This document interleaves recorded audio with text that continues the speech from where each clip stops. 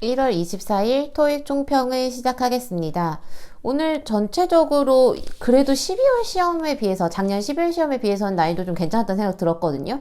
그래서 리스닝 같은 경우에는 한 중에서 중상 정도? 최상까지는 아니었던 것 같아요. 막 불토익 여기까지는 아닌데 기본적으로 뭐 시험에서 나올 것들 나와주면서 일부 난이도가 좀 조절되는 문제들이 있었고, RC 쪽도 뭐 파트 5야 늘 뻔한 애니까 6가 오히려 조금 더 항상 논란 문제라던가 난이도 조절 요즘은 좀 있었던 느낌이면 7이 중요한데 7이 오늘 그래도 그렇게 심하진 않았다는 생각이 들거든요. 그래서 전체적으로 한 중에서 중상 정도 난이도라고 봐요.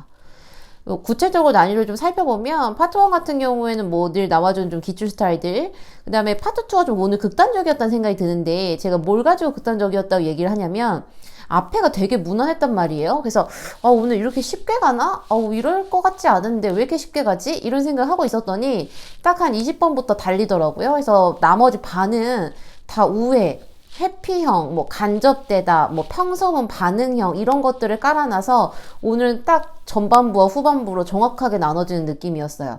그다음에 3는 제가 요즘 제일 강조하고 있는 부분이긴 한데, 스크립트는 늘 무난해요. 무난한 스크립트에 패러프레이징으로 난이도를 어떻게 조절하냐 해서, 제가 얘기하는 이 스치는 패러프레이징이라는 거는 여러분들한테 뭔가 디테일한 걸 요구하는 건 아니지만 그렇다고 해서 생각할 시간을 많이 주는 것도 아니에요. 그러니까 예를 들면 비가 많이 내렸어요 라는 얘기를 듣고 날씨가 안 좋다, 그냥 이렇게 바로 바꿔치기 할 수 있는 정도. 근데 이제 그거에서 뭔가 이 전환점이, 대화에 밀고 나간 전환점이 빨리 일어나기 때문에 붙잡고 있거나 여러 번 곱씹을 타이밍은 늘 없는 거죠. 그래서 패러프레이징은 되나, 패러프레이징의 수준이 심하진 않은데 그만큼 시간에 여유를 주지 않는 포인트들.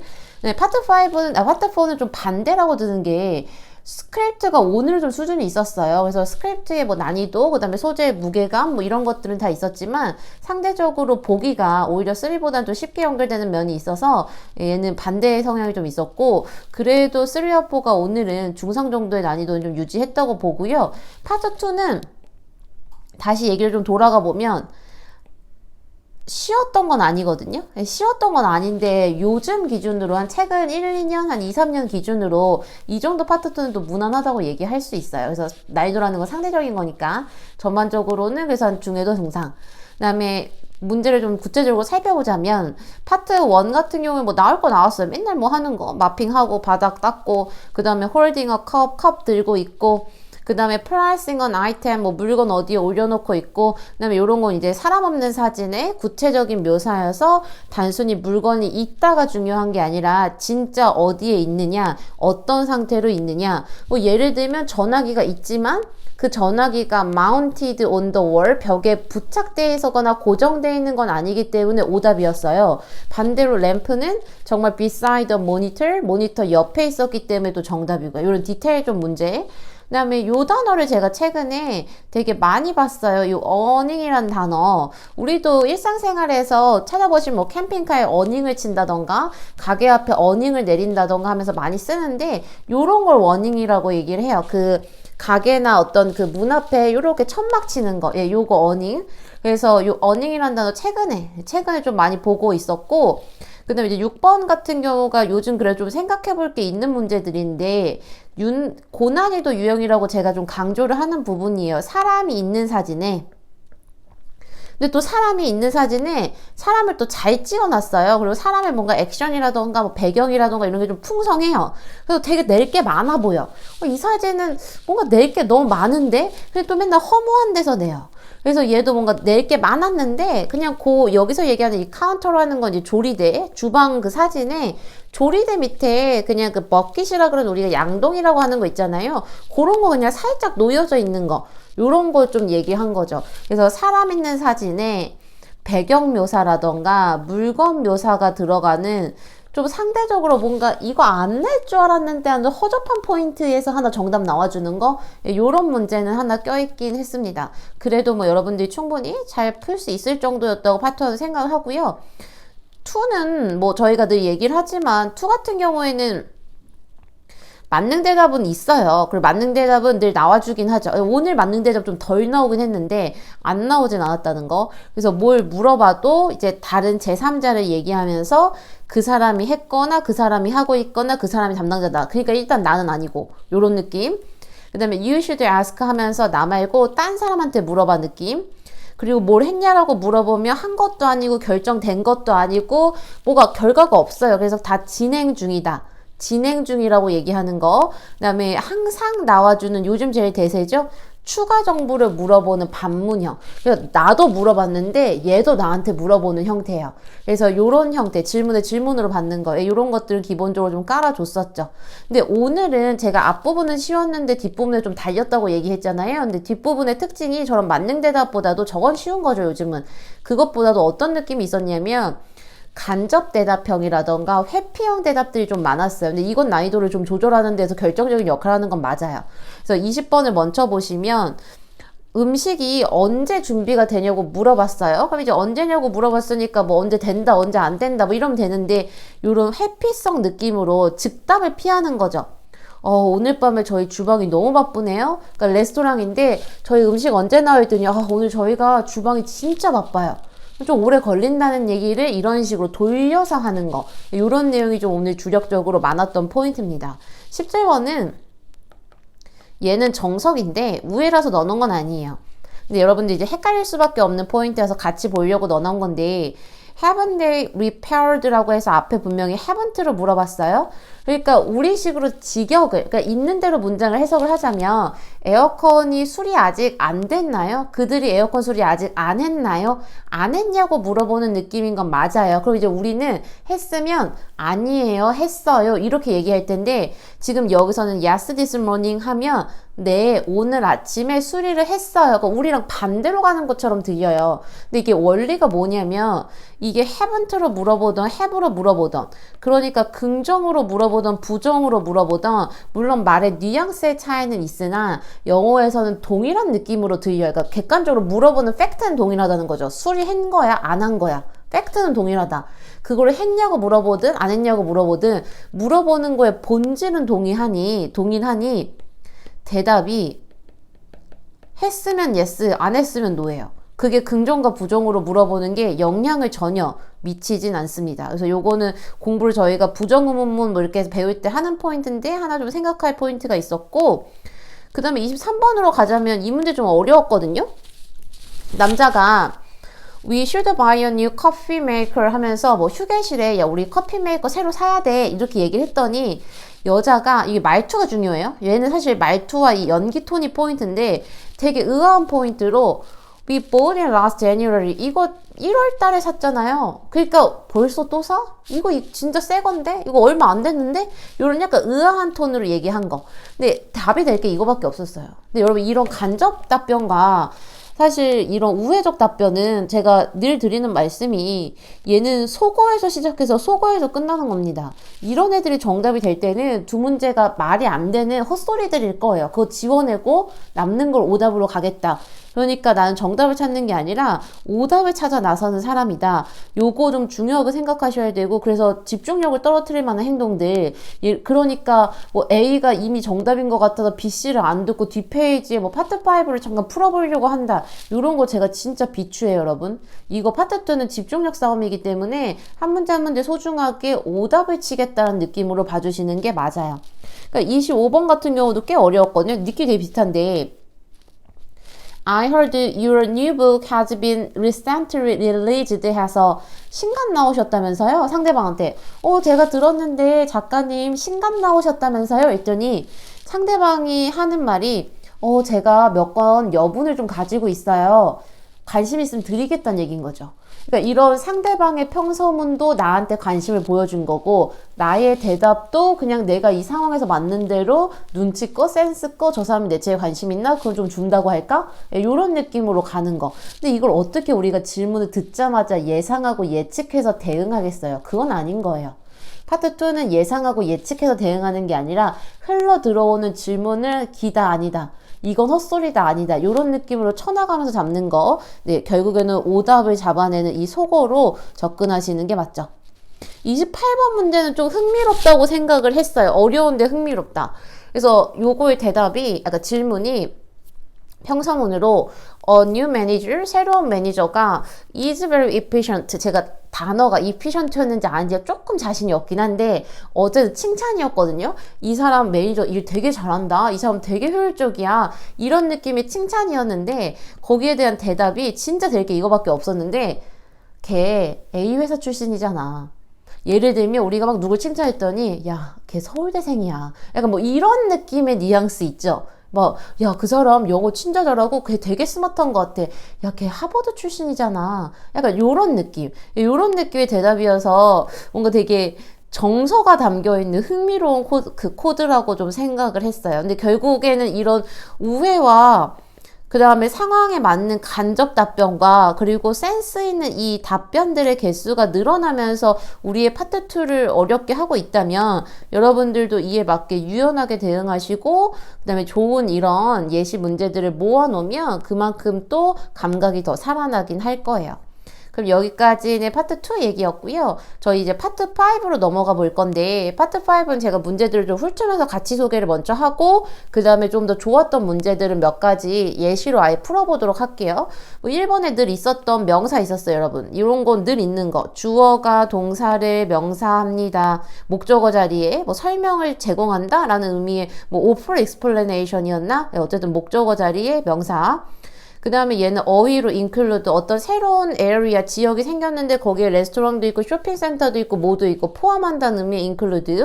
뭐 부사 넣는 거, 주어 동사 사이에 부사 뻔한 거. 그 다음에 remodeling이라는 요 앞에 뒤로 일종의 분사 구문이 펼쳐지는 거예요. 거기에 접속사가 문장 앞에 접속사는 아닌데 이 문제 같은 경우에는 문장을 가지치기 한 분사 구문 앞에 접속사를 넣는 문제.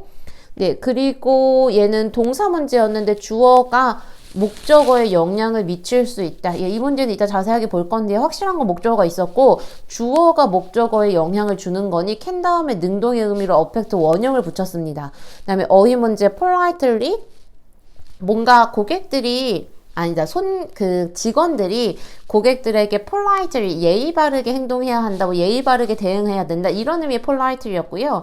그 다음에 대명사 문제였는데 전치사 뒤에 있었어요. 그래서 누가 일을 못해서 누가 대체를 해줄 거다는 의미로 substitute를 쓰고요. 그녀를 대신해 주는 거니까 전치사 뒤에 목적격. 그다음에 부사어휘 뭐 usually 현재 시제랑 어울려 있었고 aspect라는 측면이란 단어 앞에 charming 뭐 매력적인 측면, 매력적인 형용사 넣는 거. 그다음에 전치사 within 뭐뭐 이내에. 그다음에 여기 같은 경우에 동사 매니지가 정답이었는데 소셜미디어 컨텐츠를 관리할 거라 그랬어요. 뭔가 새로운 그 커뮤니케이션 그 담당자, 홍보 담당자를 뽑아서 그 사람이 소셜미디어 컨텐츠를 담당할 거다, 매니지할 거다. 요즘에 잘 어울리는 내용이었고 그 다음에 10번은 주어 자리의 명사 resources였나 그랬을 거예요.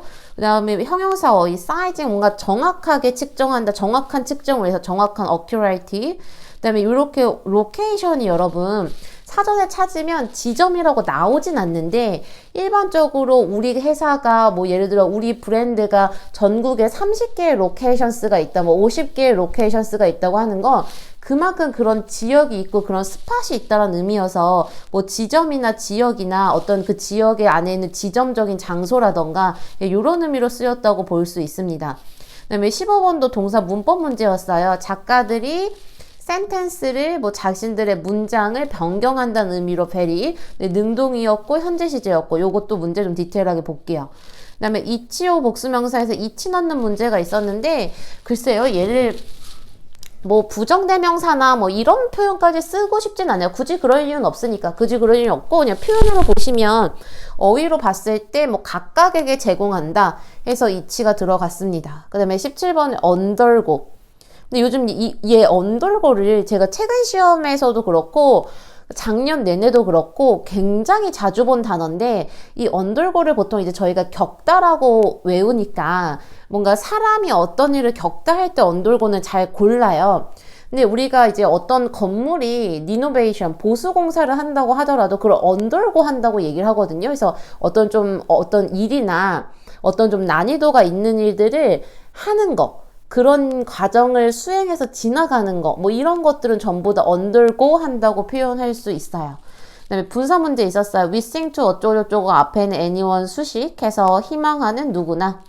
그 그다음에 어휘, 펄티, 결함이 있는. 그래서 뭐 와이어링 하면 이렇게 배선 작업 같은 걸 얘기해요. 전기에서 결함이 있는 결함이 있는 배선이 뭐 문제의 원인이었다. 이렇게 펄티라는 단어 넣었고, 그다음에 20번은 형용사 문제. 비동사 뒤에 형용사인데 한 칸 띄고 들어갔어요. 근데 여러분 on time도 이게 뭐 제 시간에 이렇게 우리가 외우지만 이런 것들도 경우에 따라서 우리가 전치사 뒤에 명사를 붙여서 형용사라는 개념으로 만들어내기도 해요. 근데 어쨌든 이 자리는 and를 기준으로 다 비동사 뒤에 이렇게 걸려있는 거기 때문에 주어가 어땠다, 주어가 정확했다. 아마 주어가 결과였나 그랬어요. 그러니까 결과가 제 시간에 나왔고 그리고 어떤 결과가 정확했다 라는 의미로 주어가 어떠하다, 형용사 집어넣는 문제였습니다. 그 다음에 21번에 소유격 관계대명사 후즈, 관계대명사를 고른다는 생각을 했으며 후즈를 고를 수 있는 문제였고요. 그 다음에 22번은 평범하게 부사, 명사 앞에 과거분사, 과거분사 앞에 부사, 분사는 형용사, 형용사 앞에 부사, 평범한 문제. 그 다음에 extensive, 뭐 광범위한, 그래서 뭐 이 extensive하다는 거는 어떤 연구를 광범위하게 했다거나 경력이 광범위하게 있다거나 조사를 광범위하게 한다거나 이런 느낌으로 다 잘 어울려요. 그 다음에 24번은 문법 문제긴 했는데 목적어 자리에 여기 publicity 명사를 넣는 문제였고 요건 제가 한번 풀이하면서 어휘적으로 좀 설명할게요. 단어가 좋았어요. 그 다음에 25번에는 이거 전치사 문제였는데 이거 내용이 아마 무슨 전자유리? 어디에 전자유리를 설치했는데 왜 요즘 그런 유리 있잖아요. 이렇게 버튼 누르면 이렇게 깨끗한 유리였다가 투명한 유리였다가 버튼 누르면 이렇게 불투명으로 싹 바뀌는 뭐 그런 개념의 유리를 설명하면서 맑은 것에서 이것으로 바뀐다라고 트랜스폼 한다고 돼 있었는데 그러니까 투명 상태에서 불투명으로 저 B에 들어가 있는 이 불투명이라는 단어가 좀 어려워서 그랬지 전체적으로 넣고 보면 트랜스폼 A from B에서 A가 B로 바뀐다 요거에 from 넣는 거였습니다. 요건 아마 어휘 때문에 살짝 혼동이 있었을 거예요. 26번에도 BPP 사이에 부사 넣는 문제. 그 다음에 27번에 shortcoming 하면 단점을 얘기를 해요. 그래서 무슨 어디에 설계가 있는데 그 설계의 단점 중에 하나가 이거다. 그래서 단점이란 내용이었고 지시대명사 도우지는 그 문장 안에서 중복되는 명사를 피하기 위해서 그러니까 예를 들면 행사들 이렇게 해서 명사를 두 번 얘기하면 되는데 행사들이란 말을 두 번 하기 싫으니까 걔를 도우지로 처리하는 거. 그 다음에 only if 접속사 넣는 문제 있었는데 이게 only if가 앞으로 나오면 문장이 좀 도치가 일어나요. 그런 특이점에서 눈치를 좀 챌 수도 있는 문제였어요. 그 다음에 부사 어휘로 이 사람들과 이 사람들의 뭐 분야가 달라서 독립적으로 일한다. work independently 독립적으로 네, 이런 단어가 들어가 있었습니다. 그러면 몇 문제 정도는 좀 디테일하게 볼게요. 어떤 걸 보려고 하냐면 제일 기본 저희가 이제 이번 달에 동사를 배우고 있으니까 저도 사실 그게 좀 더 집중적으로 보일 수밖에 없어요. 이게 항상 그 달에 배우고 있는 건 제 눈에도 그게 더 잘 보이거든요. 근데 이 동사의 핵심은 여러분 제가 늘 강조하는 거 파트 5는 능수동의 핵심이에요. 그러니까 여기서 많은 요소들이 can 한 다음에 조동사를 봤어요. 여기까지 좋아요. 그럼 조동사를 본 다음에 가볍게 여긴 동사 원형을 넣어야지 한 다음에 A를 빼는 거 좋죠. 그 다음에 D를 빼는 거 좋아요. B는요? 빼면 큰일 나죠. 왜요, 여러분? 동사 원형을 넣는다는 건 비동사를 원형으로 넣는 것도 충분히 가능하다는 얘기니까 B와 C는 둘 다 정답이 가능한데 여기서의 포인트는 그러면 B는 수동이고 그 다음에 C는 능동이니 나는 능수동을 결정해야겠다가 포인트입니다. 그러면 many factors 많은 요소들이 너의 전체적인 삶의 질에 동사한다. 주어가 목적어를 동사한다. 명사가 명사를 동사한다. 여러분 이건 능동태일 수밖에 없다는 얘기라는 거죠. 주어가 목적어를 동사하는데 요소들이 영향을 받는다. 이렇게 얘기할 수는 없는 거예요. 요소들이 삶의 질에 영향을 미치는 거니 주어가 목적어를 동사한다. 능동이 맞습니다. 제가 지금 이걸 왜 강조하고 있냐면 항상 이렇게 주어가 사람이 아닐 때 사람들은 수동을 고르는 경향이 있어요. 사람만 아니면 뭔가 동사되어진다고 생각하는 경향이 있다는 거죠. 아닙니다, 여러분. 주어가 목적어를 동사하는 거면 주어 자리에 들어간 게 사람인지 동물인지 사물인지는 전혀 중요하지 않아요. 능동으로 가는 게 맞아요.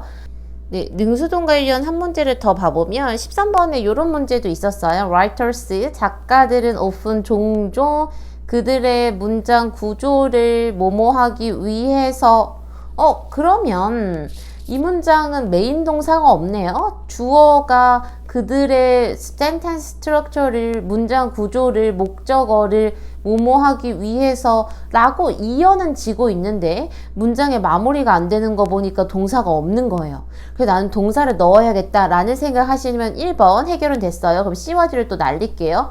그럼 여러분 이렇게 남았을 때 뭐 여러 가지를 생각할 수는 있겠지만 뭐 수도 생각할 수 있고 여러 가지 생각할 수는 있겠지만 가장 핵심인 능수동을 따진다고 본다면 A 같은 경우에는 수동으로 보고 B는 능동으로 보겠죠. 그럼 이 상태에서 중요한 점은 얘도 주어가 목적어를 동사하는 거니 정답은 B로 가는 게 맞습니다. 근데 요거는 요런 질문 제가 좀 오늘 들었거든요. 베리는 자동사가 아니냐. 베리는 자동사가 맞죠? 그게 틀리진 않았어요. 근데 여러분 이게 문장 참 공부를 어렵게 하는 게 뭐냐면 확실한 자동사들도 있지만 이 베리 같은 애들의 특이한 점은 제가 사전에서 따온 거예요. 상황에 따라 다르다. 뭐 여러 가지가 그냥 다 다르다. 주어가 다르다.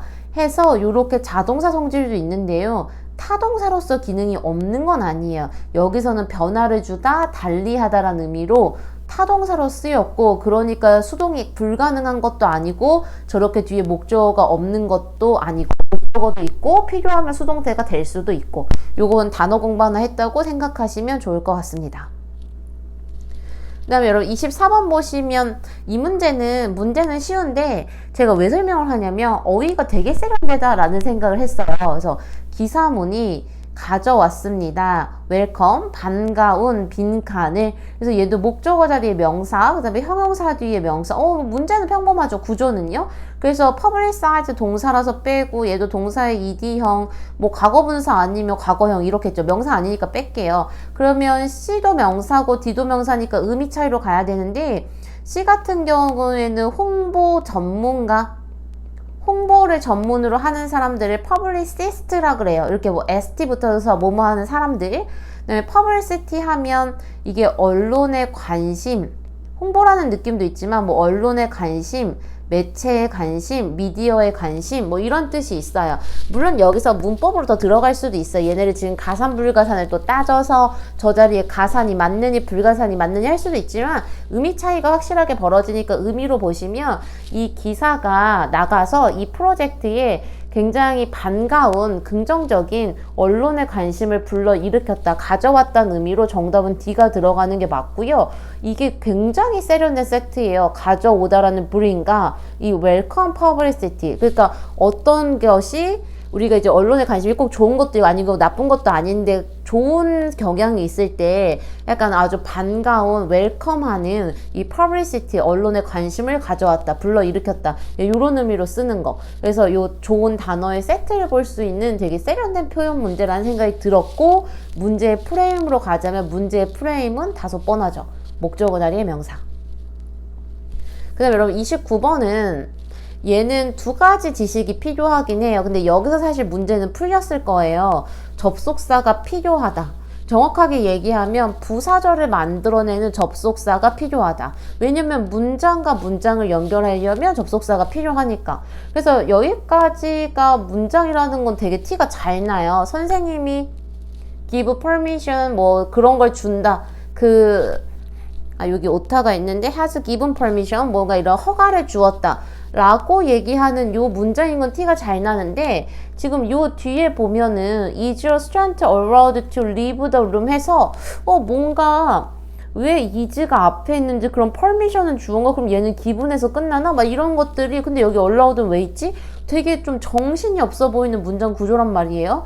근데 우선은 이 정신없는 구조를 뚫고서 접속사가 필요하다는 걸 아셨으면 애초에 이 중에서 접속사면서 의미까지 맞는 거 only if밖에 없으니까 only if로 가면 돼요. 그러니까 only if밖에 없다는 얘기는 except가 접속사가 아니라는 건 아니지만 의미는 좀 안 맞다고 봐야 되는 거고 only if는 뭐뭐 한다면 뭐뭐 하기만 하면 오직 그럴 때에만 그러니까 어떤 일이 일어날 수 있는 단서 조항 같은 걸 얘기하는 거죠. 오직 그럴 때에만 오직 그래야만 뭐 이런 의미로 봤을 때 의미도 잘 맞아요. 그러면 이제 문장 구조가 어떻게 된 거냐라고 하시면 여기까지는 only if에 붙어 있고요. 이 only if가 앞으로 나오면 저 only 성질 때문에 뒷문장에 도치가 일어납니다. 근데 이 도치라는 게 뭐냐면 주어와 동사의 자리 바뀜을 얘기해요. 여기 같은 경우엔 얘가 주어고 is가 동사인데 이게 자리가 바뀐 거예요. 그래서 a restaurant is allowed라고 쓸 거를 is가 앞으로 나와 있는 구조라는 거죠. 이 특이한 구조를 이해하려면 어느 정도 도치 개념까지 갔으면 좋았겠다